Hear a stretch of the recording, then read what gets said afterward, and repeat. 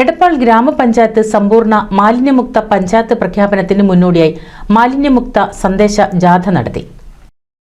President CV. Subeda ജാഥ ക്യാപ്റ്റനും vice president K. Prabhakaran vice ക്യാപ്റ്റനും ആരോഗ്യ വിദ്യാഭ്യാസ സ്റ്റാൻഡിംഗ് കമ്മിറ്റി ചെയർപേഴ്സൺ ഷീന മൈലാഞ്ചിപ്പറമ്പിൽ ജാഥ മാനേജറുമായ ജാഥയിൽ ഷമാ റഫീഖ്, എ. ദിനേശൻ, വി.പി. വിദ്യാധരൻ എന്നിവർ അംഗങ്ങളായി. ജാഥ പാലം സെന്ററിൽ നിന്ന് ആരംഭിച്ച് തുയ്യം, തട്ടാൻപടി, തറയ്ക്കൽ, പുൽപ്പാക്കര, പെരുമ്പറമ്പ്, പൊറൂക്കര, എടപ്പാളങ്ങാടി, അംശക്കച്ചേരി, വെങ്ങിനിക്കര, തലമുണ്ട, ദുബായ്പടി, അയ്യപ്പങ്കാവ്, പൂക്കരത്തറ, കമ്പനിപ്പടി, വൈദ്യർമൂല, പുലിക്കാട് എന്നിവിടങ്ങളിൽ പര്യടനം നടത്തി.